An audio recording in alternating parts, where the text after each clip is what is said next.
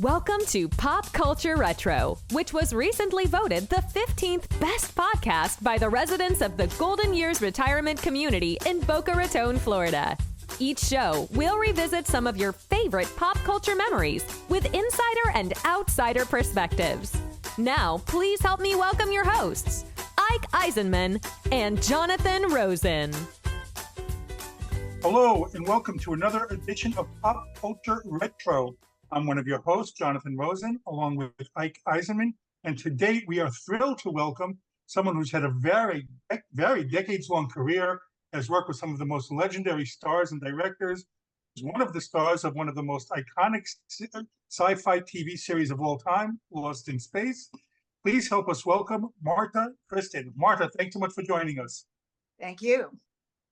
Well, you have such a fascinating bio and career. I was like mesmerized reading all this weekend. But to start with, you were born in Norway and spent the early part of your life in an orphanage before you were adopted by an American couple. Can you tell us the story behind that and how the American couple came to Norway to adopt a child to begin with? My adoptive parents, were teachers. My father was a professor of philosophy at Wayne State University in Detroit. My mother was a school teacher, and they were already my mother was in her late 40s, and these are my adopted parents, a little bit of them. And my father was already in his early 50s. They had adopted a child prior to me, a young boy who they originally fostered, but then they decided to adopt him. And to fill out the family, they wanted to adopt a little girl. Mm-hmm. However, the problem was that because of their age, they couldn't adopt someone within the United States. And by then they were already too advanced, apparently, in their years to do so. So they had a very good friend who was the editor of the Detroit News. Mm-hmm. And he did an article about a little boy who had been adopted from an orphanage in Norway. And so he said, why don't you contact that orphanage and see what because the little boy had been a little bit older, what they might say. Now, at that time, I was 3 years old, and they weren't quite sure what to do with me because I was half German and half Finnish in a Norwegian orphanage, which was problematic. No one in Norway wanted to adopt me. But the woman who took care of me, Tante Marta, from whom I took my name later on when I was adopted, said, I have a little girl. I have to contact her birth mother because her papers are gone. And but I believe she would be a good fit. There's another family that is interested in adopting her, but in South Africa, 2 doctors. But I think that the United States would be best for little Birgit. And so my mother worked for 2 years. She said she worked on it every single day. Wow. To make sure that I came to the United States. And I got off the airplane from Scandinavian Airlines and walked towards them like Charlie Chaplin with his little tramp walk. And of course, they won my hearts and I won theirs. And wow. It was a wonderful, just a great unifying connection. It was really something. Well, you mentioned your brother who was adopted as well. Did it end up just being the 2 of you? Just the 2 of us, and he's gone. But I have fond memories of the 5 acres that I grew up in suburbs of Detroit, and climbing the apple trees and reading my books in the apple trees. Adjustment was difficult because the boys called me Beer God. So I changed it to Marta, my name to Marta. And it was Martha actually, but in Scandinavia they say Marta. Marta. Marta. It's a but a beautiful name and sort of a derivative of Mary, I believe, and it was quite an adjustment and a difficult one for me because I only spoke Norwegian. Mhm. I was put into kindergarten almost immediately. Kids teased me. I felt alone. But acting immediately became my way of figuring out how to win people and also to hide in a character. And so here I am. Well, your parents you had always been like open with you about, I guess your history, your circumstances, and all the adoption and everything. Well, I was 5 when I was adopted. Oh, so you're already aware of everything there. So. Yes, and it's interesting because even though I was half German and some of the kids were just terrible to me because of it, because the Germans were, hideous in Norway at the time, and I because I danced and sang and to win them over even there. There were people that supported me and cared about me, especially Tante Marta. And there was a little girl who I considered my surrogate mother, but she was adopted, and I sort of fell apart then, and Tante Marta then took over. Mm. Well, when did you seek out your birth mother, and what was that experience like? It was 1969, and I was pregnant with my daughter, actually, and I had received a telegram through 20th Century Fox that I had a family member if I connected with her, and I said, "Oh, absolutely." Wow. And her name was Anneli, and she was my sister, and she was the most wonderful human being you could ever meet. She was filled with light, and she connected me to all of my brothers and sisters, and we kept finding more. Wow. And I met my birth mother at the time.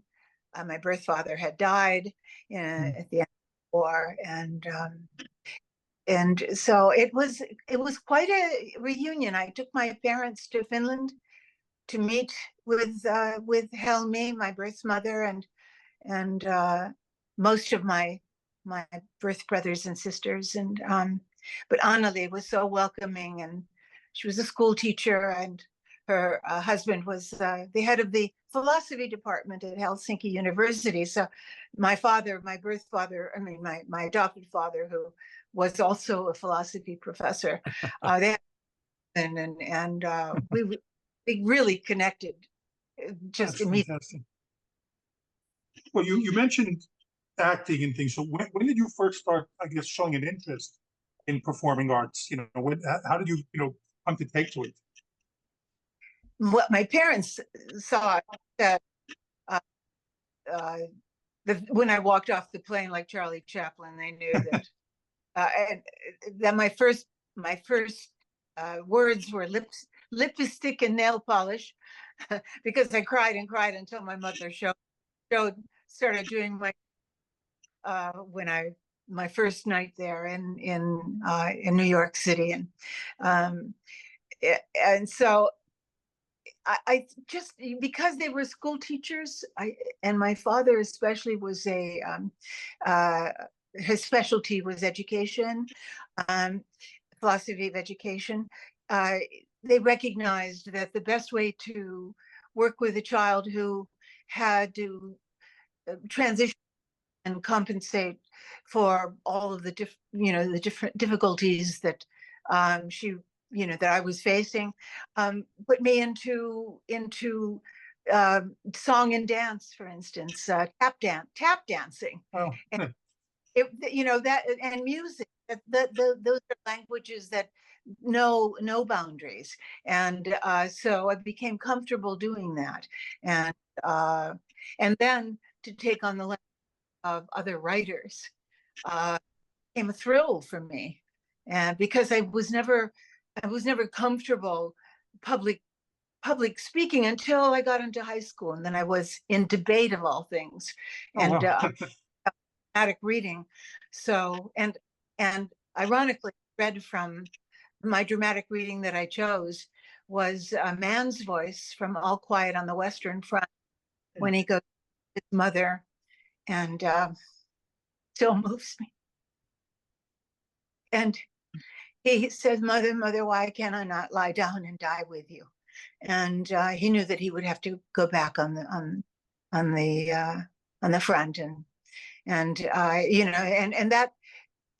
and that speaks to all soldiers and to all parents who have lost or whose child is in wartime, and I won many awards doing that. And it was a choice that I never questioned. I'm a man's voice, so what?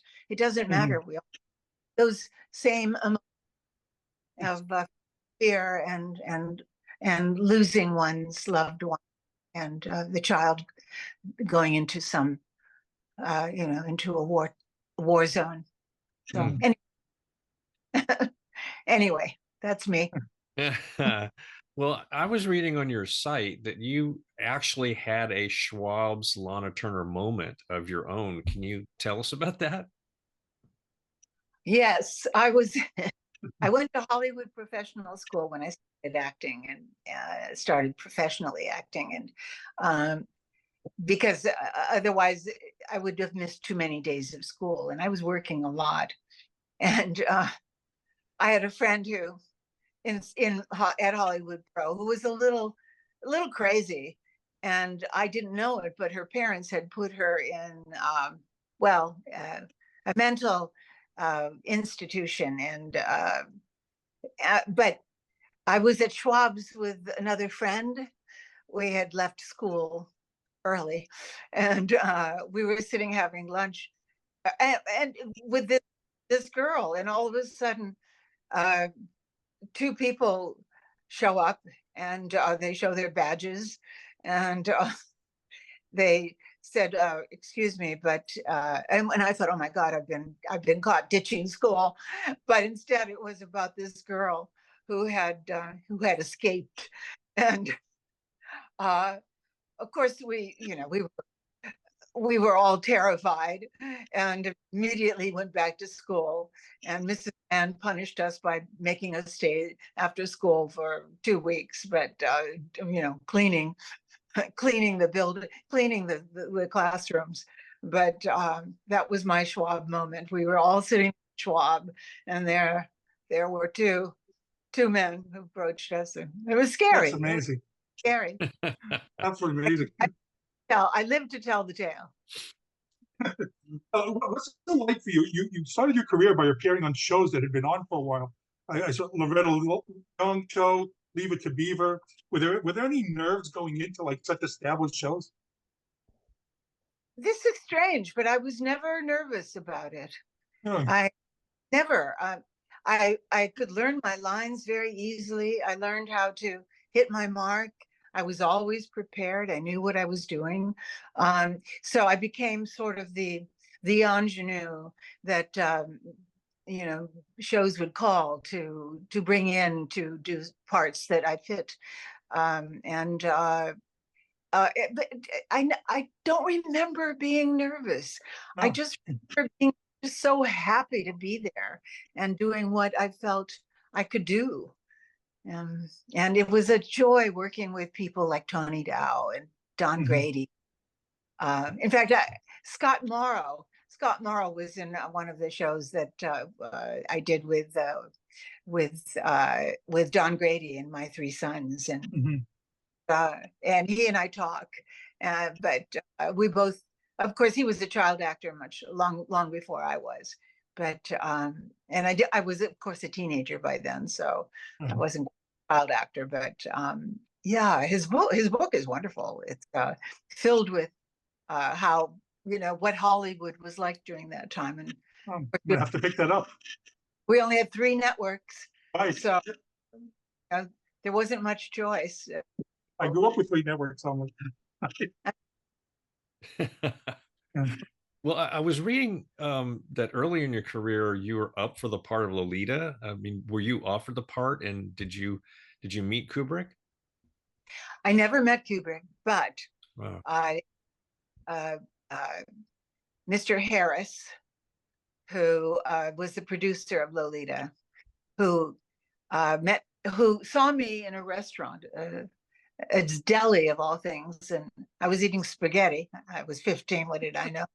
And I felt, some men watching me, so I became more animated, and came up to me, and he said, "Are you interested in acting?" And I looked at him. I looked up at him, and I said, "I've never been interested in anything else." And he said, "Yeah, I'm producing a movie called Lolita. Now it's something that you should read, and your parents should read." He said, "But I see that I see a lot of your potential, that you could do this part." And of course, I read it, and my parents read it, and they said no, no. And, yeah, and so Mr. Harris,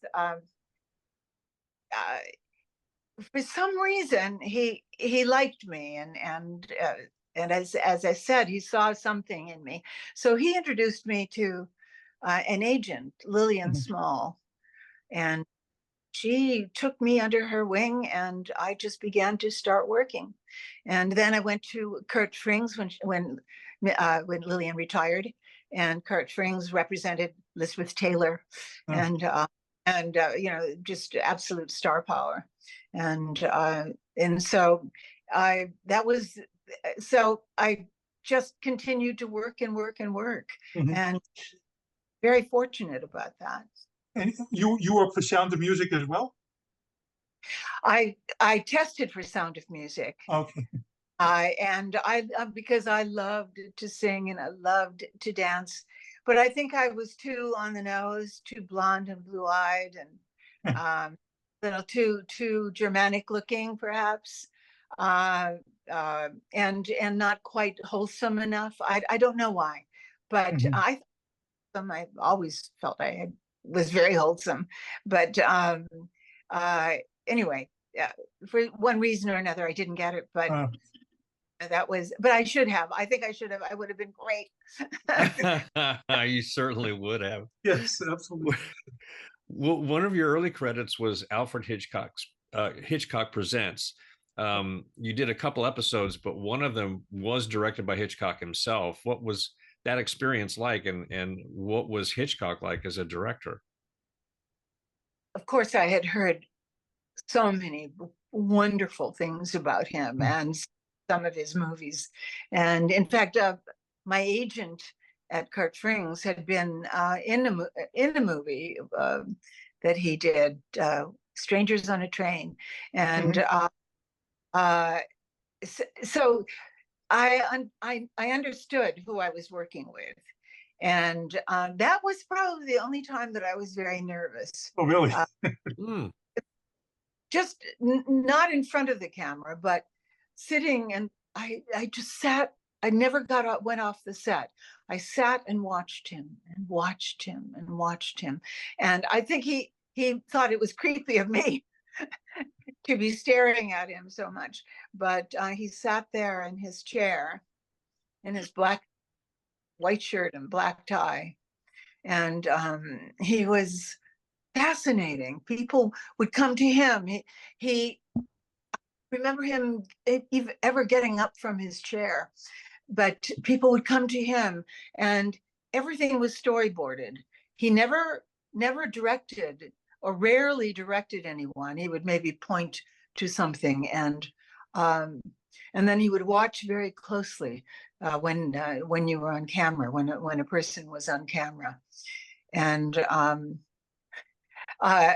so I think that he felt, when I was staring at him and just watching him so closely and watching every move that he was making, that he was being uh, uh, uh, I don't know, being considered some kind of perhaps creature in a zoo or something. I don't know, but I loved working with him. It was so easy. It was, I mean, I just had a few lines, and I was so thrilled to be a part of a show that he was working on, and I had already done Hitchcock Presents, and so I was, of course, very honored to be asked to do this.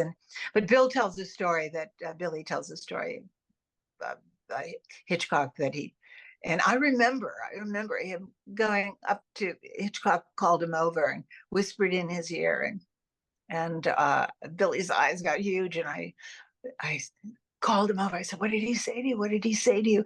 And he said he would nail my feet to the ground if I didn't stop moving so much, or something. and Bill tells it wonderfully, but yeah, it terrified him, and of course Hitchcock loved it. I mean, he was giggling, not giggling, but he was smiling, and no, but I again, I was honored to be a part of that, and part of Alfred Hitchcock's, even though it was a very small part of his history. I'm proud of that. Oh, of course. But it's funny, you go from Hitchcock, and then the next thing I see in your credits is Disney, a Disney movie, Savage Sam, which was kind of a sequel to Old Yeller. So how did you come to that? And did you have any interaction with Walt at all? I did. I had lunch because every actor apparently who worked with any project that he was producing would meet with him, and so I had with Walt Disney, and my mother was there, of course, and I think I was 16, and it was I was nervous about meeting him and having lunch, and my mother was doing most of the talking because she was like a brilliant woman, a raconteur. I mean, just wonderful, and she was not nervous at all. But when he asked me a question, I was just taking a bite of something, and it was bread of all things, and I started choking, and my mother just patted me on the back, and I was bright red, and my tears were coming down my face, and he was amused.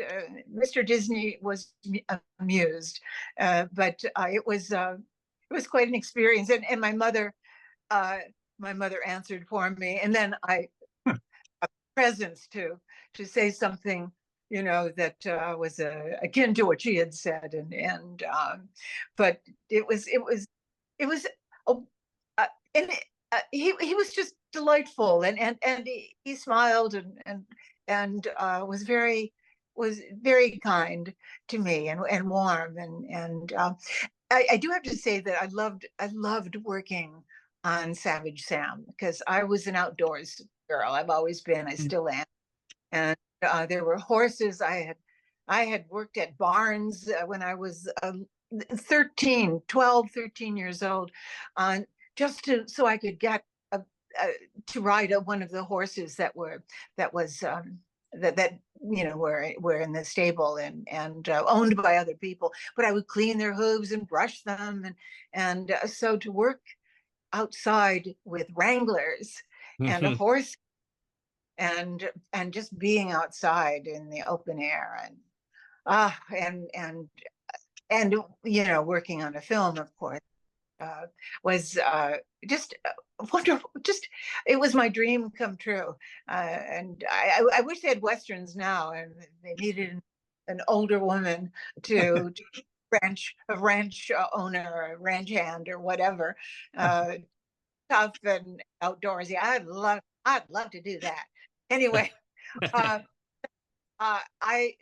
there was one experience when I was riding the horse. The Indian had been kidnapped by Indians, and an Indian, oh God, terribly and politically incorrect. But he was leading me.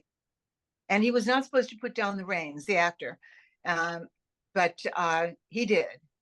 And the horse got spooked, and I was still on the horse, and got spooked and took off with me on it.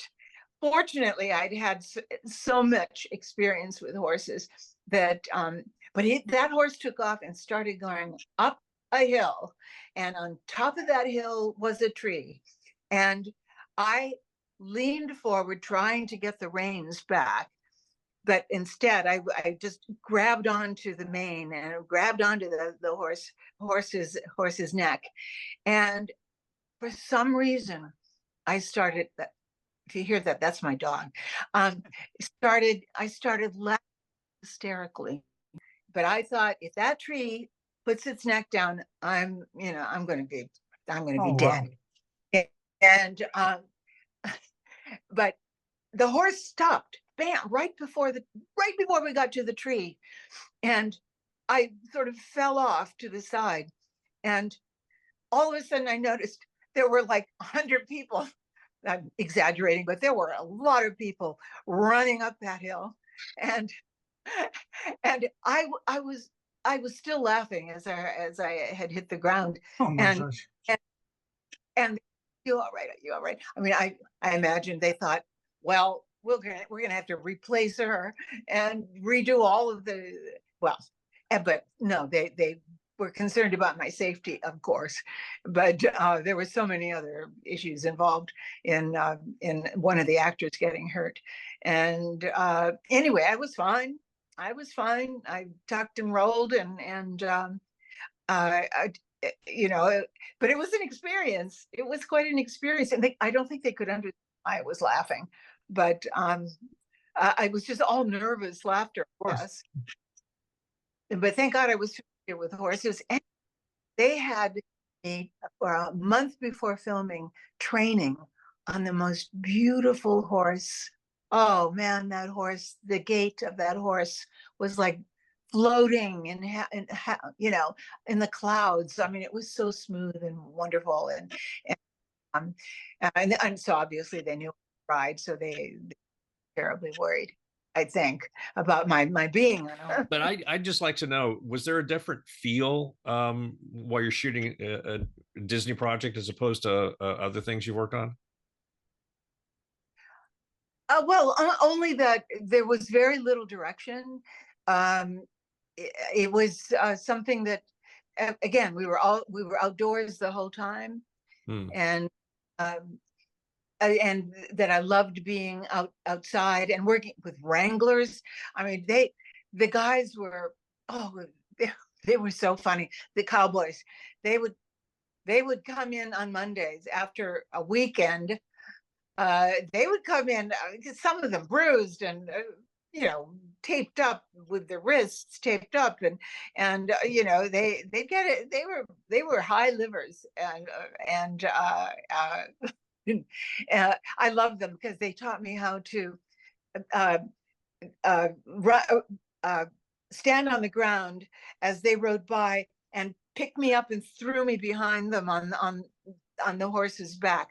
I mean, it was things like that I'm sure that the director wasn't too happy about that, but anyway, it was just like sort of during lunch, oh, show me how to do this, show me how to do that.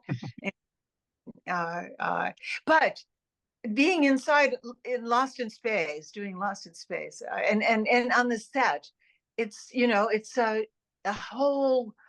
It's like being in another world. It's like being in theater, where you have to create the environment, in your imagination, and so the focus has to be different. The focus in acting is extremely important. Without that, without concentration, without zeroing in on what you've just done and what your intention is to do in the scene and want and need and to get, you can't do it unless you have that. So So yeah, so being on the set is different, and I had done so much theater that I was used to creating the fourth wall, and it's and again, it was something that I just had no problem doing. I just sort of would just go into it, and nowadays when I do theater, I well actually for I love theater, doing theater, and when I was young, I had no problem, but now I have to meditate. I have to relax. I have to, just focus and think about what I'm doing and where I'm, and then it's 90 minutes where it's nonstop, and that takes some doing, and a lot of rehearsal and a lot of focus.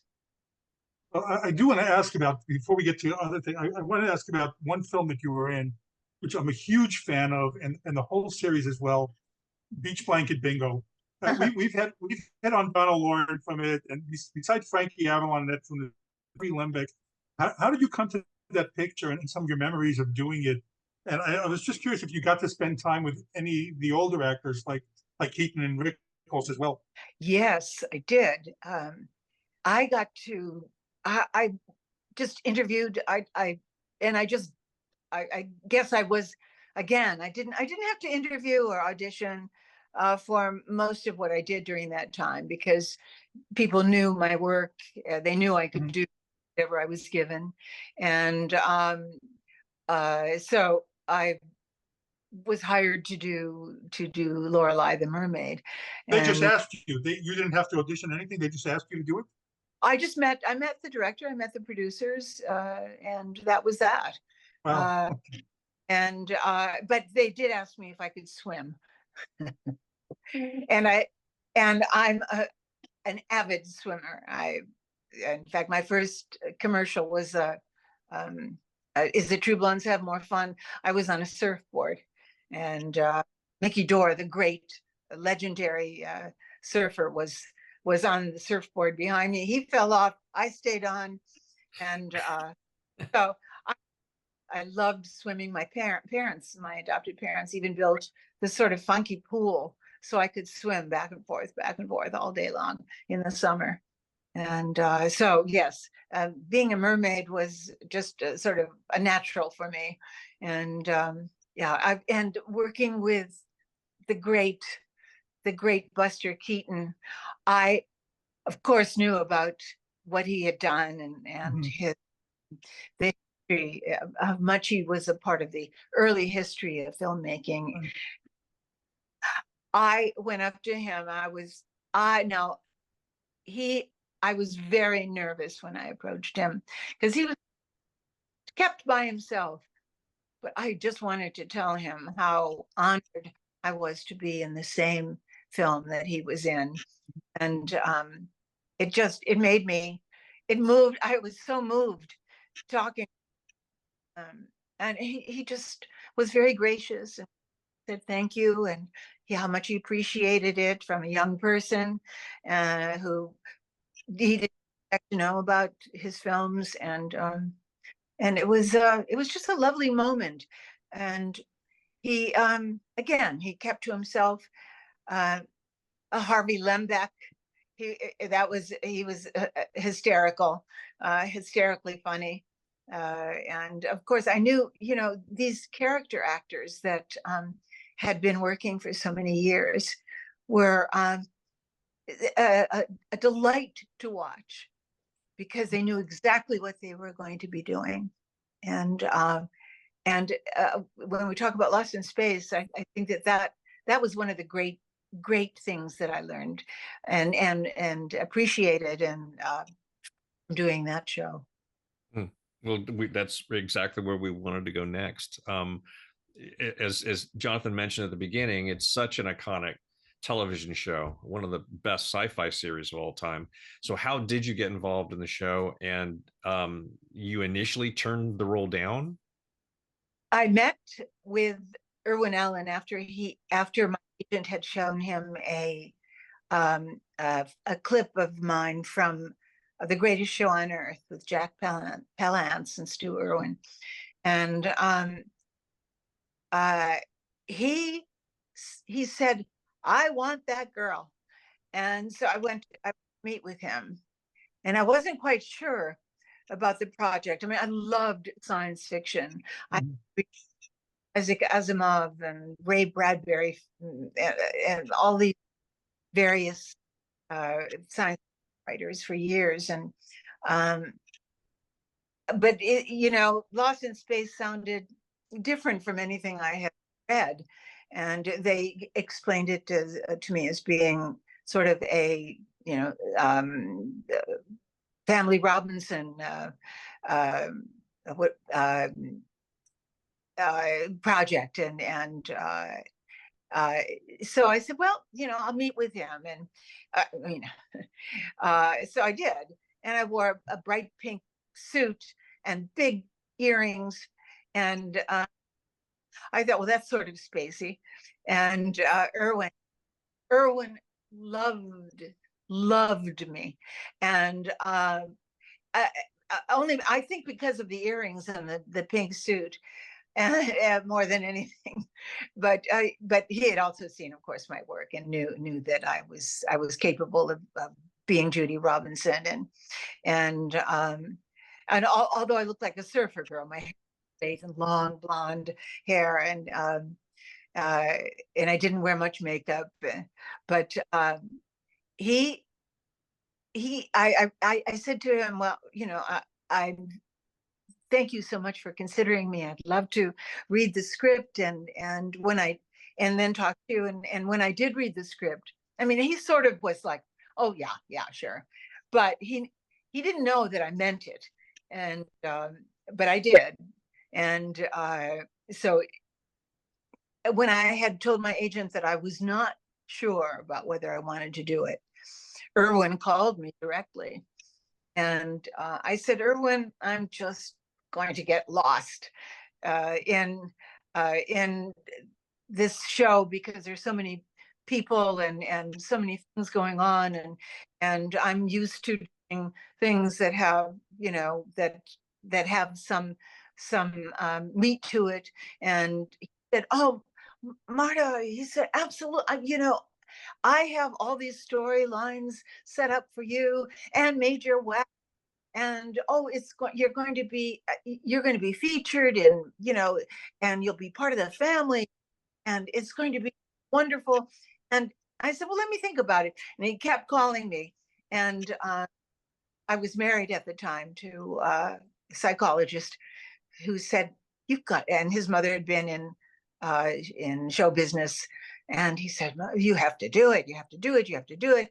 And so I was getting it from Irwin, I was getting it from my husband at that time, and from my friends who were saying, are you crazy? You have to do Lost in Space, it's a series. But I said, it's a pilot, who knows if it's going to go. They said, it's Irwin Allen, he won an Oscar. I said, okay, I'll do it. And I showed up on set, and it was spectacular. I can't believe what I saw. I mean, the whole set was filled with flashing lights and people walking all around, and stairs and these tubes, and where we were to be frozen, and I was taken aback, completely taken aback, and I was treated so well, and they brought me breakfast, and I thought, wow, this is like a princess. I'm like a princess, and then I got to meet, of course, all the cast members, and we had not met.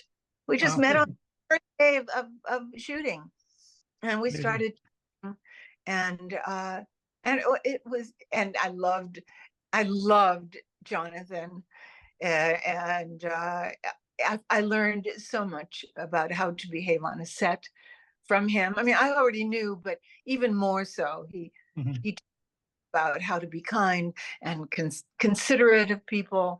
And I mean, I knew that as well, but just watching him work his way through the set and knowing people's names and their families and teasing them and laughing. I mean, that all became that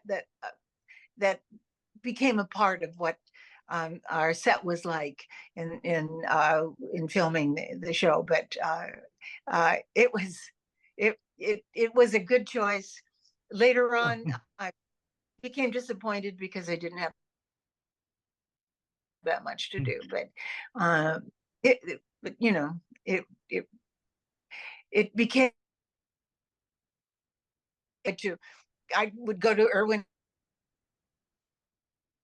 and say, Irwin, you have to get me more to do. And, you know, and then for a while I get a little more, and then once in a while they would feature me. And, but that it was, that it has become, even almost 60 years later, a show that still, people are still interested in.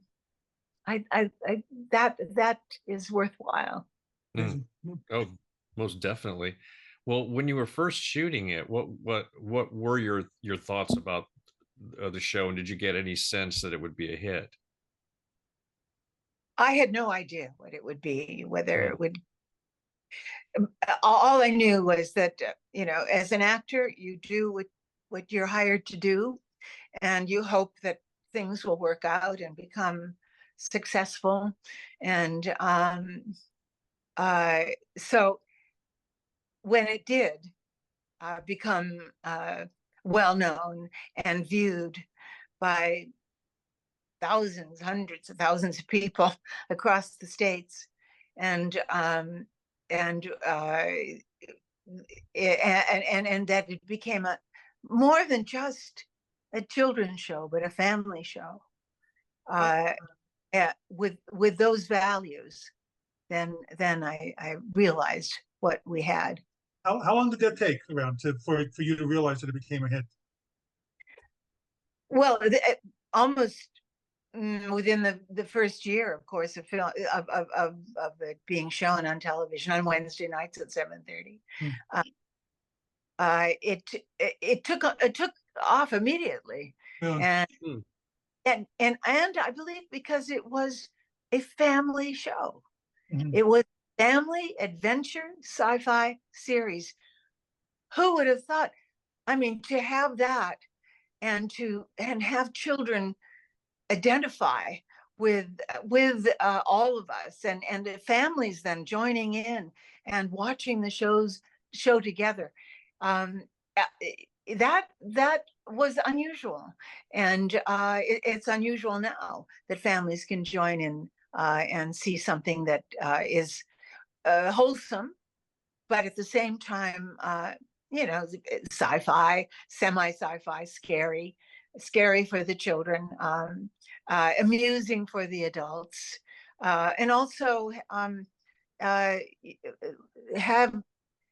the foundation of the show was about family, how family mattered, and how we could survive somehow. And even though it was a fantasy, the reality was that we were dealing with what everyone deals with in life, and that is feeling a sense of aloneness and separateness, and that without family, without connecting with each other and depending on each other, you don't have, you're insecure, and you feel separate from the world. And I mean, that's taking it deep and taking it into my own self. But and what I deal with, but I think everyone deals with that to some degree. And I think the show represented what we all need, and that is to have that connectedness. Well, you had done plenty of work before, but now you're a regular on a hit TV series. Did your life start to change? You know, it's strange because my focus was so much on that, trying to make a marriage work, that my relief was going to the set, and where I would laugh and have fun. And the change, I think, would be that more people recognize me, although I never knew it. In fact, I was in New York City at a for a CBS convention where William Paley was there, and all of the bigwigs from the network, and all the actors from the CBS shows. And I thought, well, I'm gonna tour New York City by myself. And all of a sudden, I turned around, not in starting my walk, and I noticed a group of people behind me, and they were just so polite, and they sort of waved at me, and I waved back. I wasn't sure what was going on, but I went to the Empire State Building, for instance, and no one followed me. But I walked up there, went up there, and I didn't walk up. I took the elevator, obviously, but it looked all around the city and was thrilled, and then came down, and they were still there waiting. And I walked around the city, and I wanted to go to the Met, but MoMA, and so I walked in for a little bit there, and I came out, and they were still there. And then I finally walked back to the hotel, and as I was just about to enter, they said, "Oh, Miss Kristen, Miss Kristen." I said, "Yes." And they said, "Would you sign our pictures? Would you sign our autograph books?" I said, "Oh my God, of course." And it wasn't like they are now, crazy, wild. They were just polite, lovely people, and then people started joining them and saying, "Oh, is that Marta Kristen from Lost in Space?" And so I started signing autographs all around, and I was there for quite a while. But it was an eye opener, because I hadn't, here in Los Angeles, you look different. Number one, I wasn't all poofed out and made up, walking around the city. So people would recognize me, sort of, and they'd say, "Have we met?" And then I'd say, "Well, I think so. Oh, I must have seen you, at the park somewhere, or church somewhere." But yeah, it was. It changed my life in that way. It made me realize. Well, Yeah. let's talk about some of the cast, starting with Guy Williams and June Lockhart. Had you been familiar with their work prior to the series, and what was your relationship like with them? Well, Guy Williams was the great love of Zorro, and to be his daughter and to be on set with him the whole time. Oh yeah, I was like heaven to me. I was so madly in love with him, and as a daughter should not be, but but he was such a gentleman. He was so cultured. He listened to beautiful music, and June was, of course, from Lassie, so I knew her. But she and Guy taught me how to play Scrabble, and I became a whiz at Scrabble. And in fact, people in my personal life who thought they were big time Scrabble players say, "Hey, Marta," the blonde, "Hey, Marta, you want to play Scrabble?" I say, "Oh, I don't know. Oh, okay." And I would, when I'd get my 7-letter words and score out of the ballpark, they would go, "Oh, I see." Oh, not the blonde. But yeah, so they kept pretty much to themselves. But I became good friends with Billy and Angela, and they were much younger, and would get me to do things like go into the tunnels under the the studio, which had been built apparently, and then Mark, my lovely, beautiful, wonderful co-star, Mark Goddard, God bless him. We would go to lunch. We never had a romance, but we felt a closeness. And I was married, he was married, and I have been raised, you never go outside your marriage, and which I did not. But we had a flirtation, no doubt about it. And we enjoyed each other's company. So we would go to lunch and flirt like crazy, and then go back to the set, and so people would whisper, but we knew that we never had any relationship, other romantic relationship, other than just this flirtation. And he was wonderful. Well, let's talk about Jonathan Harris. He wasn't supposed to be a regular at first. No, Jonathan was not supposed to be a regular, and the problem was that he played evil too well. He was really bad. And Jonathan had such an interesting beginning, and he had gone to pharmacy school, and but he came home one day, a very poor family, I think in the Bronx, and said, I'm not doing this anymore. I want to be an actor. And he became the actor. And so when he saw that he was this man this doctor who was always looking around the corner and hiding things and hiding from people and doing bad things, that his character would have to be eventually off the ship, off the show, and never the twain shall meet. So he started making Dr. Smith the villain you love to hate, and the cowardly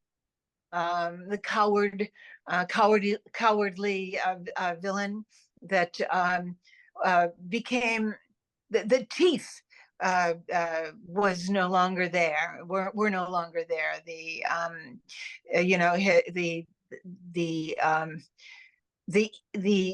danger that he seemed to exude from in the beginning of the show was no longer there, and so he became this sort of Martita Hunt, with whom he worked on Broadway.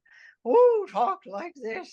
And so adapted that to that kind of speech to his character, which made him funny, and then his relationship with the robot became, he would write these alliterations he'd go home from the set and write these wonderful alliterations, bubble-headed booby being one, and so that it began to gradually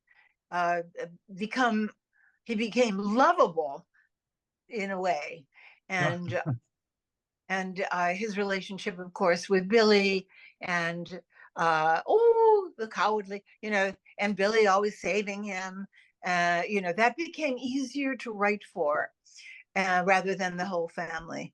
And Jonathan, and Jonathan he just was so smart about it. He would rewrite his lines, when a lot of his lines, and he taught me that you always write, if you have the opportunity, write the last line in the scene, because then the camera ends up on you.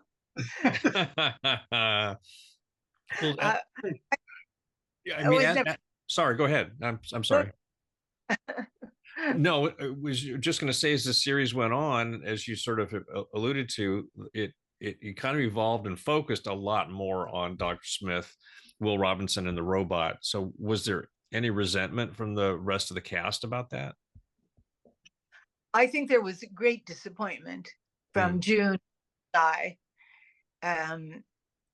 because Mark and Billy and Angela They still had quite a bit to do. I didn't have a lot to do then, but June and Guy, they were stars. They had a background that was just, unbelievable. And June with a great deal of theater, and of course Lassie, and Guy with Zorro, and they were supposed to be the stars of the show, and the leads, and so and I was disappointed, of course, because my relationship with Mark never went anywhere, because the studio had the censors had said, this is a children's show, no touching, no marriage between Judy and Don, and we don't want anything to do with that. And it's so a lot of my hopes were dashed, essentially, because of that. And the storylines became very very rare for my character. And so I sort of thought, well, it is what it is. And when I finish the show, although it promised to be past 3 years, but when I finish, I will go back to my theater and start doing more character work. Yeah, June and Guy, and I understand it. I understand it completely. They just became sort of the people who at the very end of the show lifted us up, and and said everything will be all right, and oh, thank God you're back, and Dr. Smith, shame on you, and that was that. So yeah, showbiz. I want to ask about, you mentioned briefly Irwin Allen before. He's such a legendary figure in sci-fi. So what are some of your memories about him? Well, not that I have anything against comb overs, but he had a comber all the way over here. And he was a dynamic force. He would come on the set when things would go wrong. And of course, he directed the pilot, so I got to know him well through that. But he would come on the set when things were lagging, and he would say, time is money, and everybody would, I'd jump. And he was such a big personality. And he had so many other things after the first year of Lost in Space, because it was so successful. He had so many other projects going on that he became very nervous about everything, and so time is money became his mantra, and but he was very creative, and in a way he understood what children understood, what children wanted to see, and his heart was sort of like a child in some ways.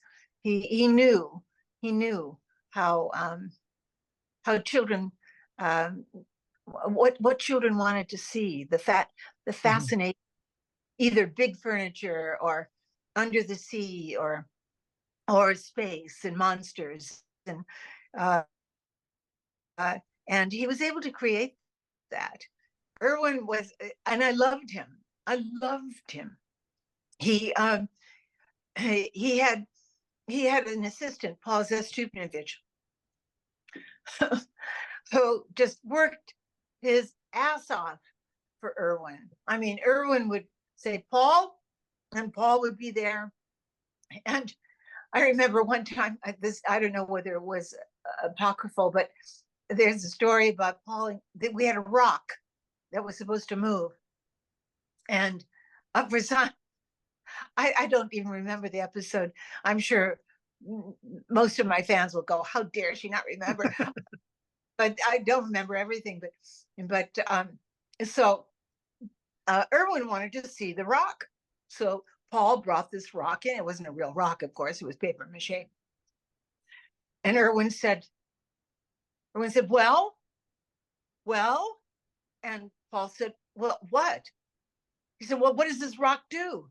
And Paul said, Irwin, it's a rock. Doesn't. So, you know, who knows? It's a funny story, but in a way, it's sort of, Irwin expected everything to be magical and to jump up and become something, you know. And so Irwin was an interesting man. And again, after he left 20th and went to Warner's, I would go and have lunch with him occasionally. And you know, he had done the movies and he had done, you know, all the shows, and he was trying to resurrect. He had lost some of it and trying to resurrect some of his career. But we'd have lovely lunches and just a couple of times. But he was calmer when in his later years, and of course I knew Sheila, his wife, who wonderful person, chorus line girl in Broadway and on Broadway, and she continued throughout her life to support organizations that helped young women and in Broadway, you know, working on the stage and in the. Well, what is your favorite episode? Well, of course, the Great Vegetable Rebellion. No, that's not my favorite. The Attack of the Monster Plants, because I get to play a bad Judy. I had the opportunity to use a little bit of my acting skills, and people say to me, "Do you want any salad?" And I have to say to them, "No, I don't want any salad," because I've become plant in my and I go back to the family in the Attack of the Plant, swallowed up by this plant, and the duplicate Judy comes out, but of course I'm all plant based. And anyway, so of course when I'm offered a salad at dinner, no, I don't want any salad. And yeah, it's interesting. When I met my husband, my second husband, Kevin, the wonderful Kevin Kane, his mother was Irish and extremely Catholic, and not that that's bad. It's just the way she was, but she'd have nuns and priests over for dinner, and when I went to visit them in Long Island with Kevin, there was a priest there who was from South America, and he recognized me because they loved Lost in Space in South America. I think it was, I'm not sure which, Venezuela. Anyway, he asked me, "So, Marta, is it better to play bad or good? A bad girl or a good girl?" And I said, "Oh, Father, a bad girl." All laughed. A bad girl, of course. You know, it's so much more interesting. And so, you know, playing a bad Judy was more fun. And you know, it's character acting. Well, you kind of mentioned it a little bit. I'm not sure. So you were told there wouldn't be a fourth season. The cast was told that there was going to be a fourth season. What did they tell you when they canceled it then? Well, I've heard several stories about why they canceled it, and part of it, one story is that Irwin had differences with the head of CBS. He was supposed to have given a various synopsis for the first 5 shows, Mhm. and because they wanted to see what the budget would be and whether, how they were thinking about going with the show, what direction they were talking about, whether the Great Vegetable Rebellion killed whatever reality we had in the show, but they weren't quite sure where it was going, as I said. So Irwin just kept dragging his feet. He was, as I said, so busy with the projects, and so CBS said, "Well, if you're not going to give it to us, we have other shows. We're going to cancel." And so I got a phone call telling me that it had been canceled, and that was all that I knew about it at the time, that we were simply canceled. And later on, I heard that it was because of the CBS differences between Irwin and CBS. But again, I'm not sure. There was talk about just having Billy, Angela, myself, and Mark going forward with the show, but I don't know how they could have done that without June and Guy. So I just don't know. But we were still, our ratings were still very, very good. Right. So it must have been. I think it was just simply that Irwin was busier than he busier, and because there was some complaining about not having enough to do by me, by June, by Guy, that I think he said, "Oh, the heck with it all. I'm just going to cancel. I've got these other shows that will take that space." Mhm. And so anyway, he didn't know what he had, I think, Yeah. or didn't care. Were you upset that it ended, or were you ready to move on?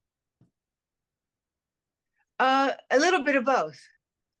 And after I found out that the show was canceled, I was offered other things, but my marriage, again, struggling, and then I got pregnant, and so that was my focus, my only focus, and that was to have my child and take care of her.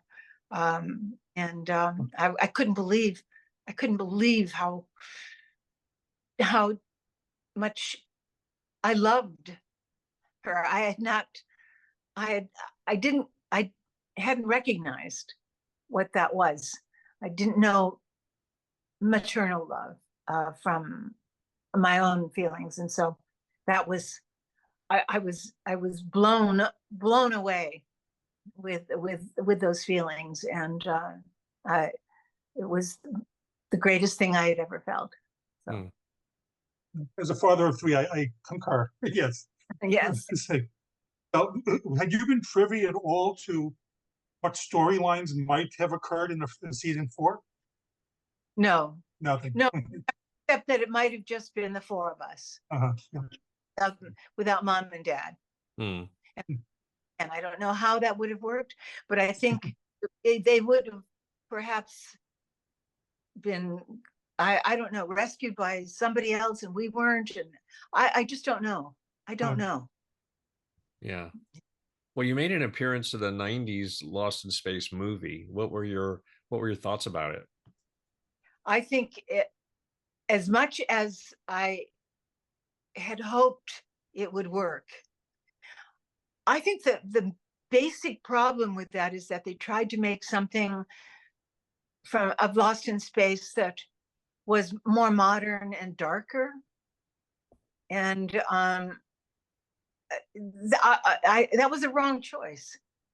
Yeah, I mean, it was wonderful to participate in the beginning and being and doing a cameo in the movie. But when I saw the movie, I wasn't moved by it. I wasn't thrilled by it. I mean, some people loved it. I mean, Akiva Goldsmith wrote it, who wrote A Beautiful Mind. I mean, so that was after Lost in Space, but and the people who acted in it were just extraordinary. So I don't know why it didn't work, but I think it's because it made the family too discordant. Again, it was about family again, and to have them fighting, and to I don't know, it was photographed so in such dark tones, and I don't know. I'm always asked about it, of course, and I think they did, and they tried to do it, but it unfortunately didn't. I don't think it worked. Didn't hit the And mark. Well, no, it didn't. Well, speaking of darker, what about the 2018 reboot? What were your thoughts on that? And were you asked to participate at all? Well, I was, because Kevin Burns, who was one of the co-producers on it, and was a huge fan of Lost in Space. And Billy did a cameo, and Angela did a cameo. I was supposed to be Molly Parker's mother in the third season, and then COVID hit, and the week before I was to go to Vancouver, they closed the borders, and they said, if you're that supporting role, you have to hire someone from Canada. And Kevin Burns died shortly before I was to go, but it was his gift to me for my birthday that he had a big party for me at Ruth Chris Steakhouse, which was his favorite place. And he and my husband had died, and he knew how bereft I was. And so he wanted to make it very special. And he handed me this huge book of Lost in Space, history and of Lost in Space. And inside it, he said, open up the cover. And inside it, he wrote, and you are going to be in the third season of Lost in Space as Molly Parker's mother. Happy birthday. And he named my character after his sister and his mother. They were Joe and Anne. So it was Joanne and Williams after Guy Williams. And he was so thrilled about it. But then he passed. And but I know that had he not passed, he would have driven me across the border illegally somehow and gotten me there, because that was he was such a love, and such a good friend, and he was so thrilled to have me participate in the show. I kept looking and hoping I would see you there as the series went on. Well, we're approaching the 60th anniversary of the show. So has there been any discussion about plans to do something for it? Well, I'm doing interviews with wonderful people like you, and I think that there's one thing that I want to accomplish before the 60th, and that is I've written a children's story.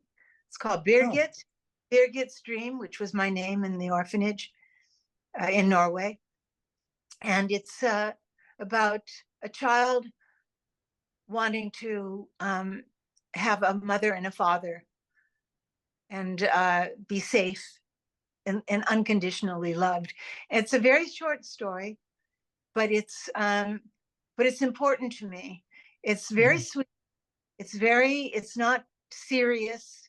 It's just what a child wants in their heart. And I want to get that done so that that will be my legacy that I can take to people at the 60th anniversary of Lost in Space and say, see, here is family. Here is my own adventure, and a little bit sci-fi in a way, because I'm from Norway and look where I am now, an orphan in orphanage to Hollywood, and how strange is that, and wonderful, and so I'm hoping to bring that to wherever I go. I hope that we have conventions. Bill and Angela don't particularly like to travel.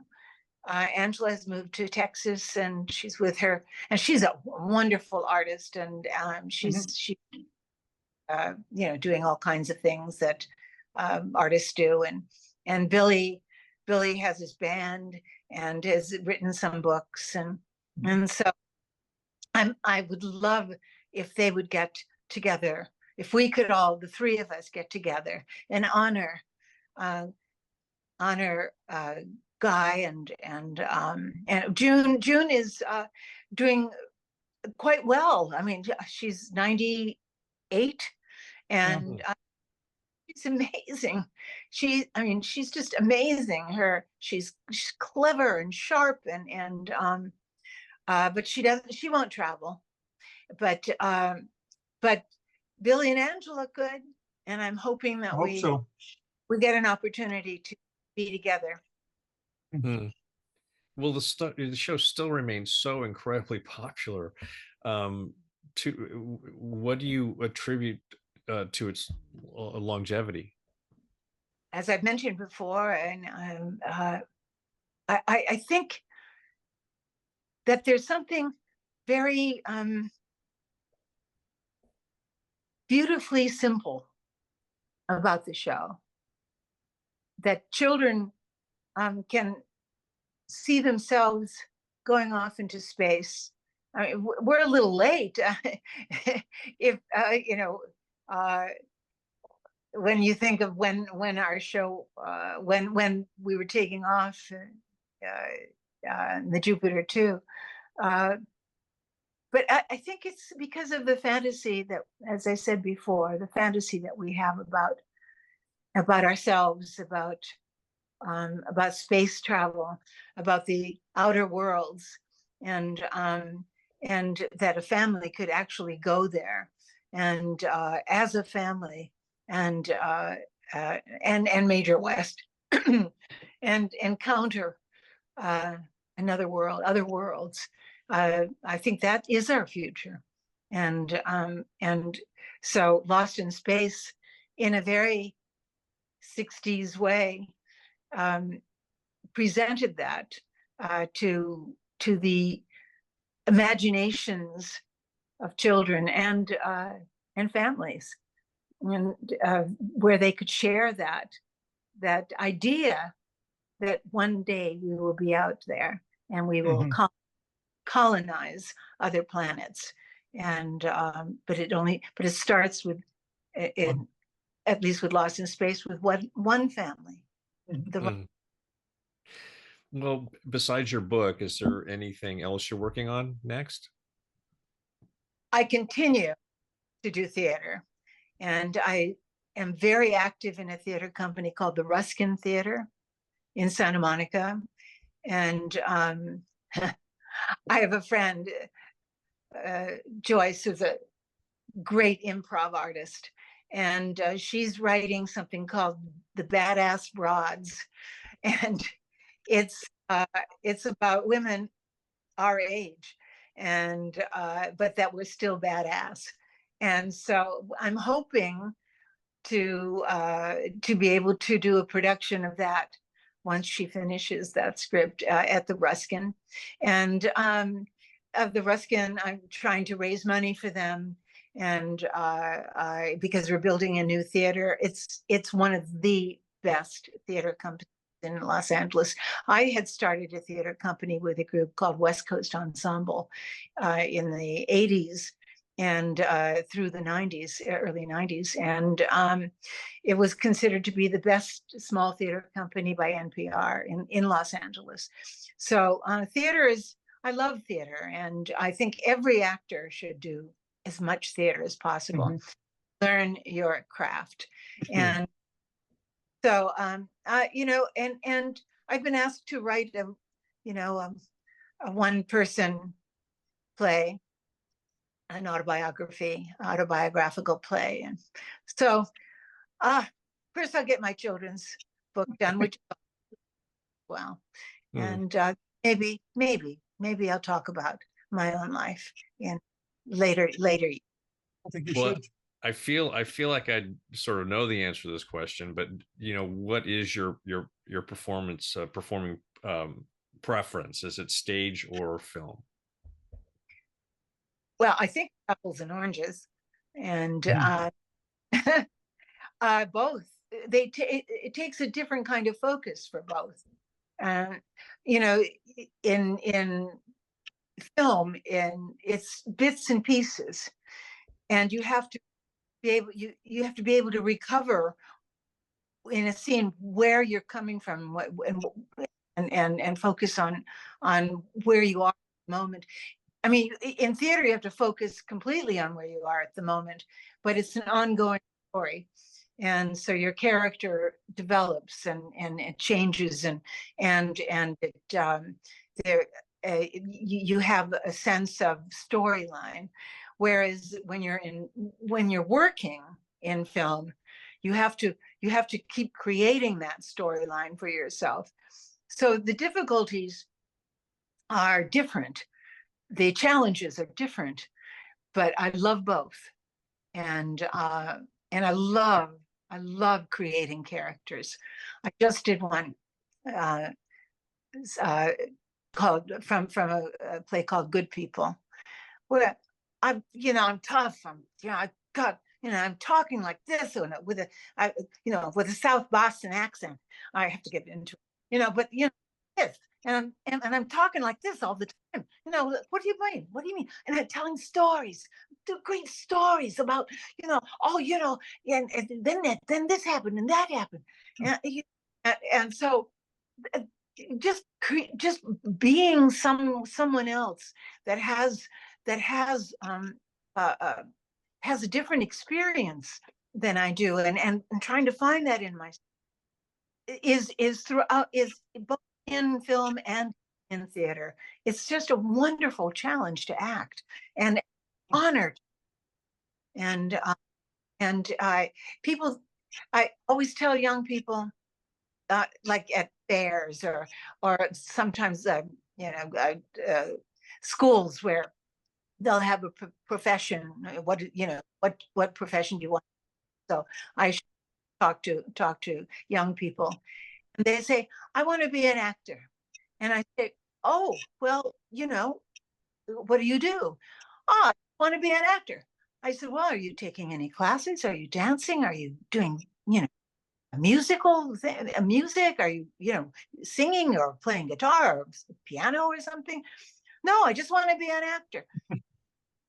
And they don't understand that it's in the preparation to do a piece, and knowing who that person is, and whether that person had musical interests, or they were dancers, and I still dance, I still sing, I still do as much as I can to keep my body alive and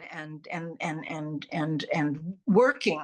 And believe me, the older I get, the more difficult it is. But it's a wonderful challenge. And my parents lived to be 98, and my adopted parents, and their secret was always have a purpose, always have a goal.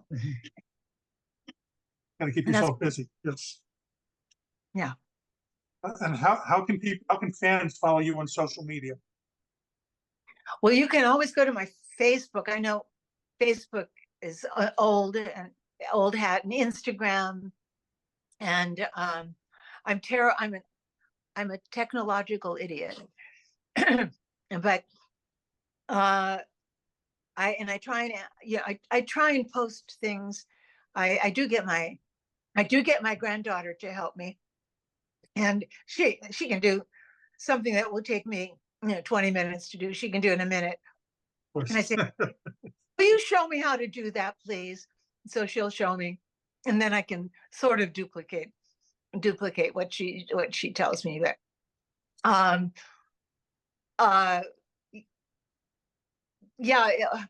oh yeah, and to connect with me, again, Facebook, Instagram, martakristen.com. Yeah, it's I try and answer. I try and be get on online, but I am painting, I'm writing, I'm doing dance class, I'm doing acting, in theater and classes there. I speak every day with my little dog, Molly, my little rescue. Always rescue. I've had 4 dogs at one time. I even had Jonathan Harris's dog. Wow. Yes, after his wife died, I found out that he was somehow taken to a shelter. Oh. I couldn't believe it, so I immediately went and picked him up and took him to the vets. And he was his name was Zachary, of course, and he was with what Jonathan Harris would have called a pisher. It's Yiddish for peer, and he peed on every corner of my furniture. He was let me think, a Jack Russell and a Chihuahua combination. And he had never been walked in his life. So I started hiking with him. I had 3 other dogs at the time. I started hiking with him. And the next day, he walked like this. He could barely move. But yeah, I have a dog. As I said, I always have dogs and cats. And I had a cat to be 21. And always. Well, Marta, we want to thank you so much for coming on today. It's such a treat to get to talk to you, such a pleasure. We were looking forward to this, and it's just been great for us. So thank you. Thank you. It's been my pleasure, and thank you for inviting me. Well, this has been Pop Culture Retro. I'm Jonathan Rosen with Ike Eisenmann, and again, a very special thanks to Marta Kristen. And please like, comment, and subscribe. Thank you for listening to Pop Culture Retro, where no one was hurt during the making of this podcast.